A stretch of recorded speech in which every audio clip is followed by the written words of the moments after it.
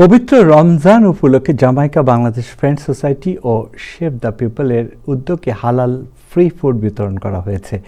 মঙ্গলবার দুপুর থেকে বিকেল পর্যন্ত জামাইকা হিলসাইড এভিনিউর 167 ও 168 স্ট্রিট থেকে সর্বস্তরের 1000 মানুষের মাঝে 15 ধরনের ফুড বিতরণ করা হয়। লাইনে দাঁড়িয়ে সংশ্লিষ্টরা খাবার গ্রহণ করেন এবং বিপুল সংখ্যক স্বেচ্ছাসেবী এই কর্মসূচি বাস্তবায়নে সহযোগিতা করেন। উল্লেখযোগ্য খাবারের মধ্যে ছিল তেল, পেঁয়াজু, আলু, মুড়ি, গাজর, আনারস।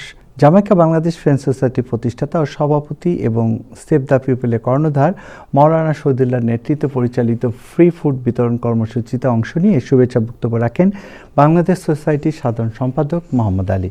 সার্বিক সহযোগিতায় ছিলেন ফ্রেন্ড সোসাইটির উপদেষ্টা আমিনুল ইসলাম চুন্নু ও ABM সালাউদ্দিন আহমেদ, সাবেক সাধারণ সম্পাদক জেনারেল মোল্লা সানি, সাধারণ সম্পাদক এনায়েত মুন্সি, যুগ্ম সম্পাদক রিজু মোহাম্মদ,